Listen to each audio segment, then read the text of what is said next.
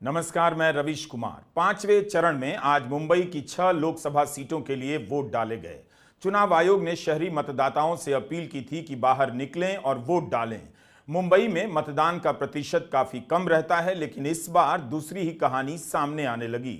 दोपहर होते होते विपक्ष के नेता ट्वीट करने लगे कि मतदान केंद्रों पर लाइनें लंबी हैं, जानबूझकर मतदान धीमा किया जा रहा है। उद्धव ठाकरे ने धीमे मतदान को लेकर प्रेस कॉन्फ्रेंस की। कांग्रेस नेता वर्षा गायकवाड़ ने भी मतदान धीमे होने और लंबी लाइनों को लेकर बयान दिया। 5 बजे तक मुंबई की 6 लोकसभा सीटों पर मतदान का प्रतिशत 50 से कम ही रहा, लेकिन मतदान केंद्रों के बाहर लंबी लंबी कतारें देखी गईं।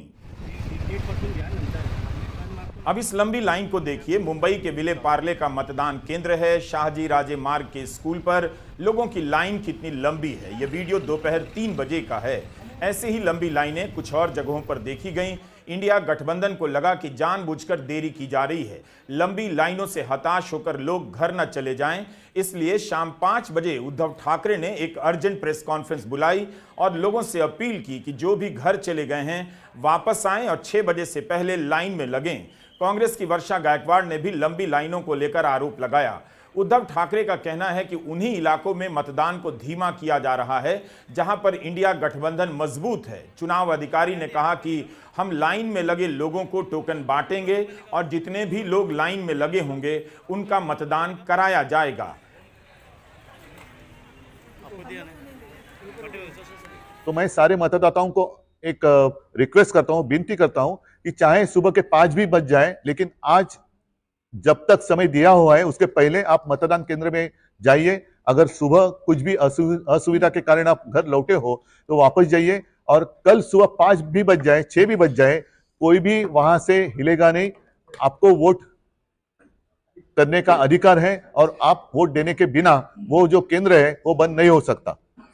और सारे लोगों को मैं ये कहता हूं कि जहां जहां ये असुविधा है, जहां पर ये जानबूझकर देर लगाई जा रही है, वहां का उस केंद्र का नाम और वहां अंदर जो इलेक्शन कमीशन के लोग बैठे हुए हैं उनका नाम हमें अगर बता दे तो हम अदालत में भी जाएंगे और साथ ही साथ कल प्रेस में वो लिस्ट हम जाहिर करेंगे। मुंबई की सभी सीटों पर शाम 6 बजे तक 50% से भी कम मतदान हुआ।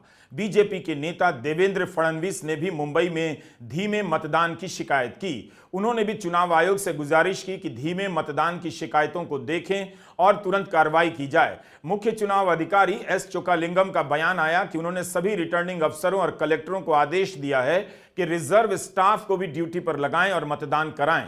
उन्होंने कहा कि सुबह के वक्त लंबी कतारें थीं, मगर धीरे धीरे कम होती चली गईं। मुंबई में संगीतकार अमित त्रिवेदी वोट नहीं डाल पाए। उन्होंने इंस्टाग्राम पर एक वीडियो जारी करते हुए जानकारी दी है कि उनके पास सारे दस्तावेज थे, वोट की रसीद मिलने के बावजूद वोट डालने नहीं दिया गया। अमित त्रिवेदी ने कहा है कि उनके बूथ पर 200-300 लोगों को वोट डालने का मौका नहीं मिला।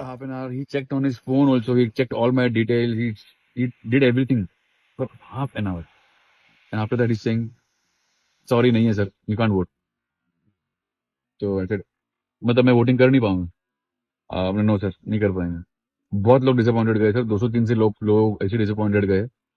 बहुत लोगों के साथ हो रहा है, पता नहीं। Okay, fine. So I couldn't vote. Mumbai की 6 लोकसभा सीटों के अलावा महाराष्ट्र के धुले, नासिक, पालघर, भिवांडी, ठाणे में भी वोट डाले गए। उत्तर प्रदेश अब आते हैं। यहां की 14 लोकसभा सीटों पर मतदान चल रहा था, लेकिन बहस चल रही थी फूलपुर में आई रैली को लेकर।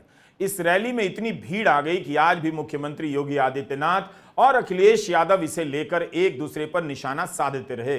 प्रचंड गर्मी के बीच मतदान की खबरों में इस भीड़ का तड़का लगा रहा, मगर अफसोस 5वें चरण में भी यूपी के मतदान में वो बात नहीं दिखी जिसकी तैयारी जनवरी महीने में राम मंदिर के उद्घाटन के साथ शुरू हो गई थी। बीजेपी को लगा कि 2024 में 80 सीटों के उत्तर प्रदेश में जय श्री राम का ही नारा गूंजेगा। उसने मोदी मोदी का नारा बंद तो नहीं किया, लेकिन 5वें चरण में भी यूपी के मतदान में रहे।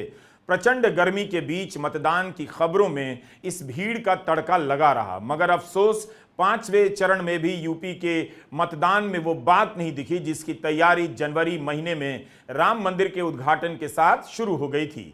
बीजेपी को लगा कि 2024 में 80 सीटों के उत्तर प्रदेश में जय श्री राम का ही नारा गूंजेगा। उसने मोदी मोदी का नारा बंद तो नहीं किया, लेकिन जय श्री राम का नारा मोदी मोदी की तरह लिया जाने लगा।